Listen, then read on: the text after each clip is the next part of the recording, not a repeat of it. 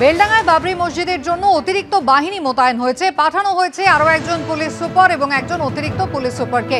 মোতায়েন হয়েছে 250 র্যাফ, 100 জন অফিসারদের মধ্যে ডিএসপি রয়েছেন, ইন্সপেক্টর রয়েছেন এবং এসআই পদমর্যাদার আধিকারিক রয়েছেন।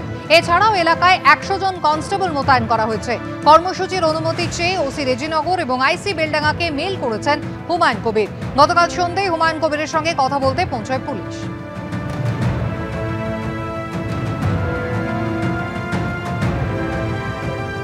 কালকের যে শিডিউল প্রোগ্রাম সেটা যাতে পিসফুলি হয় তাতে আমাদের এসপি বহরমপুর পিডি তেনার আন্ডারে যে ওসি আইসিরা আছেন তেনারা সম্পূর্ণরূপে সহযোগিতার হাত বাড়িয়ে দিয়েছেন। কালকে যাতে পিসফুলি এই প্রোগ্রাম হয় তার জন্য ওনারা আমাদের না শান্তিপূর্ণভাবে করতে হবে। ওই জায়গাটাতে ওনারাও যেমন আমাকে সম্পূর্ণ হেল্প করবে তেমনি আমার ভলেন্টিয়ার সহ আমি সম্পূর্ণভাবে পুলিশ প্রশাসনকে সাহায্য করব। অনুমতি কি দিল পুলিশ এই বিষয়ে? কি পুলিশ তো অনুমতি না দিলে এখানে আসে? পুলিশের তো অনুমতি আছেই। 1992 সালের 6ই ডিসেম্বর যে ঘটনা ঘটেছিল, যা ভারতবর্ষের গণতন্ত্রের ভিতকে নড়িয়ে দিয়েছিল, বহুত্ববাদের ভিতকে নড়িয়ে দিয়েছিল, সেই ঘটনাকে টেনে এনে বাবরি মসজিদ নামটাকে জুড়ে দিয়ে কোথাও ভারতবর্ষের সেই কালো দিন, কালো অধ্যায়টাকে বাংলায় পুনঃপ্রতিষ্ঠিত করে কোনো একটা রাজনৈতিক দলের হয়ে বিজেপিকে সুবিধা করে দেওয়ার চেষ্টা করলে তাহলে তো বাংলার মানুষ রুখে দাঁড়াবেই। সুতরাং সেক্ষেত্রে বাংলার প্রশাসন সতর্ক আছে। হুমায়ুন কবিরের এই ঘোষিত কর্মসূচি নিয়ে বিজেপি এবং কংগ্রেস দুপক্ষেই মমতা বন্দ্যোপাধ্যায়ের বিরুদ্ধে কড়া আক্রমণ শানিয়েছে।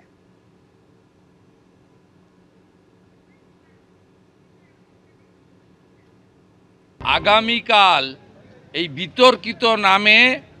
বিতর্কিত একটি ডেটে ঠিক করে শিলান্যাস মমতা ব্যানার্জির পুলিশ করতে দেবে। মমতা ব্যানার্জির মুখ আর মুখোশ দুটো আলাদা। বাংলার দিদি পথ দেখিয়েছে। চলে আসুন, জগন্নাথ দেবের মন্দির হয়ে গেল দীঘার তীরে, সেখান থেকে চলে গেল দিদি এবার পর্বতে। মহাকাল হবে উত্তরবঙ্গে, মধ্যবঙ্গ বাদ থাকবে কেন? সেখানে একটা দুর্গাঙ্গন, কোটি কোটি টাকা খরচা চলছে, দিদি তৈরি করেছে, তার এগুলো প্রতিফলন। Every action has its equal and opposite reaction. পুলিশের কাছ থেকে বেলা 12টা থেকে দুপুর 2টো পর্যন্ত এই কর্মসূচির অনুমতি পেয়েছেন হুমায়ুন কবির। গতকালই একথা জানিয়েছেন। আর সকাল থেকে কিন্তু একেবারে কড়া নিরাপত্তার বন্দোবস্ত রয়েছে রেজিনগর এবং বেলডাঙ্গা সংলগ্ন যে চত্বরে আজকে এই শিলান্যাস করা হবে। ইতিমধ্যেই 250 র্যাফ যেমন নামানো হচ্ছে, তার সঙ্গে উচ্চপদস্থ পুলিশ আধিকারিকরা এবং 19 কোম্পানি কেন্দ্র বাহিনী মোতায়েন রয়েছে। মুর্শিদাবাদের বেলডাঙ্গা, রেজিনগর সহ বিভিন্ন যে জায়গাগুলো রয়েছে সেই জায়গায় প্রচুর সংখ্যায় পুলিশ মোতায়েন করা হয়েছে। পুলিশ এবং র্যাফের ফোর্স মোতায়েন এবং বিভিন্ন যে পয়েন্টগুলো রয়েছে সেই জায়গাতে পুলিশের ক্যাম্প তৈরি করা হয়েছে। মূলত আজকে যে বাবরি মসজিদে ভিত্তিপ্রস্তর স্থাপন অনুষ্ঠান এবং সেই অনুষ্ঠান একদিকে যে জায়গায় হচ্ছে, তার পাশাপাশি আইন শৃঙ্খলাজনিত যাতে কোনো রকম কোনো সমস্যা না হয়, যাতে কোনো রকমভাবে অপ্রীতিকর ঘটনা না ঘটে, যাতে শান্তি শৃঙ্খলা সেটা বজায় থাকে, তার জন্য রাজ্যের বিভিন্ন প্রান্ত, যেমন এক হচ্ছে মুর্শিদাবাদের বিভিন্ন প্রান্ত থেকে, বিভিন্ন থানা থেকে, অন্যদিকে হচ্ছে বহরমপুর, কৃষ্ণনগর, নদিয়া থেকে পুলিশের বাহিনীকে নিয়ে আসা হয়েছে। দেখতে পাচ্ছি র্যাফের ফোর্স তারা রয়েছেন এখানে, তারা বিভিন্ন যে পয়েন্টগুলো রয়েছে সেই জায়গায় চলে যাচ্ছেন। অন্যদিকে রাস্তার বিভিন্ন জায়গাগুলো রয়েছে সেখানে একদিকে যেমন পুলিশের বাহিনী মোতায়েন করা হয়েছে এবং রাস্তার বিভিন্ন প্রান্তে প্রান্তে দেখতে পাচ্ছি কেন্দ্রীয় বাহিনী বিএসএফ তারাও কিন্তু সজাগ রয়েছে যাতে শান্তি শৃঙ্খলা বজায় থাকে। সেটাই হচ্ছে পুলিশ প্রশাসনের মূল লক্ষ্য এবং সেই মতো বিভিন্ন জায়গায় প্রান্তে প্রান্তে এইরকম বাহিনী কিন্তু মোতায়েন করা অবস্থায় রয়েছে। ক্যামেরায় সুবীর রায়ের সঙ্গে পার্থপ্রতিম ঘোষ, এবিপি আনন্দ, মুর্শিদাবাদ। গত বৃহস্পতিবার ঘণ্টাখানেক সঙ্গে সমান অনুষ্ঠানে শিলান্যাস প্রসঙ্গে বলতে গিয়ে মমতা বন্দ্যোপাধ্যায়কে আক্রমণ করেছিলেন সাসপেন্ডেড বিধায়ক হুমায়ুন কবির। মমতা বন্দ্যোপাধ্যায়ের বিরুদ্ধে মুসলিম তোষণের অভিযোগ করা হয়, আপনি আজ বলছেন যে মমতা বন্দ্যোপাধ্যায় শুধু মন্দির নিয়ে আছেন। আমি বলছি এটা আপনি মানুষকে বিশ্বাস করাতে পারবেন? নিশ্চয় বিশ্বাস করাতে পারবো। তিনি নিজে মন্দির নিয়ে আছেন, মুসলিমদের ভোট নিয়ে সরকারে আছেন, মুসলিমদের জন্য তিনি কি করেছেন। এই মুর্শিদাবাদ জেলায় আমরা 20টা এমএলএ আছি, কটা এমএলএ কে কোন জায়গায় গুরুত্বপূর্ণ জায়গায় রেখেছে। একা ঠুটো জগন্নাথ আখরুজ্জামান সে শুধু মুসলিমদের জন্য কিছু করেননি না? মুসলিম বিধায়কদের তেমন কিছু দেননি? কমপ্লিট করতে পারেন না? হ্যাঁ, আমি বলছি আপনার অভিযোগটা কি মুসলিমদের জন্য তিনি কিছু করেননি, নাকি মুসলিম বিধায়কদের তিনি কিছু বিশেষ দেননি, বাড়তি দেননি? যেখানে রাজ্যের 213টা বিধায়ক তিনি 2021 সালের নির্বাচনে 2রা মে যেদিন রেজাল্ট হয়েছিল 213টা আসন পেয়েছিল, তাহলে সেখানে যখন 213 পেয়েছে, তারপরে বিজেপির এমএলএদের নিয়েছে, কাউকে আইসিডিএস এর চেয়ারম্যান করে দেওয়া, কাউকে পাবলিক অ্যাকাউন্ট কমিটির সুমন কাঞ্জিলালকে পাবলিক অ্যাকাউন্ট কমিটির, কখনো কৃষ্ণ রায়গঞ্জের বিধায়ককে এনে সেখানে পদ দেওয়া, আর এখানে যারা তৃণমূলকে দুহাত তুলে ভারতবর্ষের স্বাধীনতার পর সংসদীয় রাজনীতির পর যেটা সব থেকে বেশি 2021 সালে 22-এর মধ্যে দুটো ভারতীয় জনতা পার্টি, মুর্শিদাবাদ 64 বেশ আর বেশ, আপনি মূল কথা বলছেন যে একদল পেয়েছে একদল পায়নি। প্রতি বছরের মতো এবছরও সংহতি দিবস কলকাতায় পালন করছে তৃণমূল কংগ্রেস। মেয়র রোডে ইতিমধ্যেই কিন্তু প্রস্তুতি শেষ পর্বে।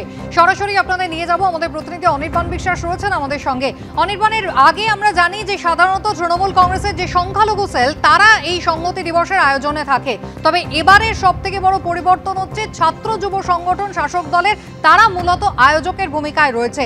কি রয়েছে আজকের গোটা কর্মসূচি? দেখো কুসুমিতা, তোমাকে প্রথমেই জানিয়ে রাখি যে তুমি যে কথা বললে একদমই ঠিক। প্রত্যেক বছর তৃণমূল কংগ্রেসের সংখ্যালঘু সেল তারা কিন্তু এই সংহতি দিবসের মূল আয়োজক থাকে, কিন্তু এবছরের যে সংহতি দিবস, সেই সংহতি দিবসে তৃণমূল ছাত্র পরিষদ এবং তৃণমূল যুব কংগ্রেস তাদেরকে কিন্তু মূল দায়িত্বটা দেওয়া হয়েছে। তুমি দেখতে পাচ্ছ যে মঞ্চ ইতিমধ্যে প্রস্তুত হয়ে গিয়েছে। বৈশ্বনাথ চট্টোপাধ্যায় থেকে শুরু করে এখানে তৃণাঙ্কুর প্রত্যেকেই আমরা দেখতে পাচ্ছি মঞ্চে তারা এসে উপস্থিত হয়েছে। মূলত আজকের যে সংহতি দিবস 2026-এর বিধানসভা নির্বাচনের আগে, সেই সংহতি দিবস কিন্তু তৃণমূল কংগ্রেসের কাছে অত্যন্ত গুরুত্বপূর্ণ। কারণ বর্তমানে একদিকে যেমন রাজ্যে এসআইআর চলছে এবং বারে বারে যে অভিযোগ তৃণমূলের তরফে বিজেপির দিকে করা হয় যে বিভিন্ন সময় সাম্প্রদায়িক যে উস্কানি এবং সাম্প্রদায়িক অশান্তি তৈরি করবার চেষ্টা, সেই সমস্ত কিছুর কথা মাথায় রেখেই কিন্তু আজকের সংহতি দিবস থেকে তৃণমূল কংগ্রেস বার্তা দিতে চাইছে যে এই রাজ্য কিন্তু ভারতের আর বাকি 5টা রাজ্যের থেকে সম্পূর্ণ আলাদা। এখানে সর্বধর্মের মানুষ একসাথে চলেন। আমরা দেখেছি কিছুদিন আগেই কিন্তু মমতা বন্দ্যোপাধ্যায় তিনি রাজপথে হেঁটেছিলেন এবং সেই ছবিও কিন্তু এখানে বড় বড় করে টানানো রয়েছে, যেখানে দেখা যাচ্ছে যে সর্বধর্মের মানুষকে তিনি কিন্তু রাজপথে হেঁটে যাচ্ছেন। এবং আজকের যে সংহতি দিবস, মূল মঞ্চে কিন্তু সর্বধর্মের যে প্রতিনিধিরা তারা কিন্তু উপস্থিত থাকবেন এবং শীর্ষ নেতৃত্বও কিন্তু আসার সম্ভাবনা রয়েছে আজকের এই সংহতি দিবসের মঞ্চে। মূলত এই যে একদিকে যখন আজকে হুমায়ুন কবির তিনি মুর্শিদাবাদে বাবরি মসজিদ সেখানে শিলান্যাস করছেন, অন্যদিকে এসআইআর চলছে এবং বারে বারে কিন্তু আমাদের রাজ্যে যে বাইনারি সেট হয় ধর্মের বিষয়ে সামনে রেখে, সেই জায়গা থেকে আজকে কিন্তু তৃণমূল কংগ্রেস বার্তা দিতে চায় যে তৃণমূল কংগ্রেস সর্বধর্মের সঙ্গে ছিল, সর্বধর্মের সঙ্গে আছে এবং সর্বধর্মের সঙ্গে থাকবে। এবং মমতা বন্দ্যোপাধ্যায় ইতিমধ্যে সামাজিক মাধ্যমে তিনি পোস্ট করেছেন এবং সেখানে তিনি কিন্তু বলছেন যে উৎসব যার যার, ধর্ম যার যার, উৎসব সবার। সেই জায়গা থেকে দেখতে গেলেও কিন্তু তিনি শান্তি সম্প্রীতির বার্তা দিয়েছেন এবং তিনি কিন্তু সবার কাছে আহ্বান জানিয়েছেন যে আজকের দিনে যাতে শান্তি সম্প্রীতি বজায় রাখে। অর্থাৎ 26-এর নির্বাচনের আগে মমতা বন্দ্যোপাধ্যায় এবং তৃণমূল কংগ্রেস তারা যে ধর্মনিরপেক্ষ রাজনৈতিক দল এবং সেভাবেই সবাইকে নিয়ে একত্রিত হয়ে তারা কিন্তু মানুষের জন্য কাজ করতে চান, সরকার চালাতে চান, সেই বার্তা যেমন মমতা বন্দ্যোপাধ্যায় বিভিন্ন মঞ্চ থেকে দিচ্ছেন, আজকে সংহতি দিবসের যে মঞ্চ সেখান থেকেও কিন্তু তৃণমূল কংগ্রেস এই বার্তাই দেবে যে তৃণমূল কংগ্রেসটা সবার এবং সবাইকে নিয়ে কিন্তু তারা এগিয়ে চলতে চান। কুসুমিতা, একেবারে অনির্বাণ, ধন্যবাদ। এবিপি আনন্দ, এগিয়ে থাকে, এগিয়ে রাখে।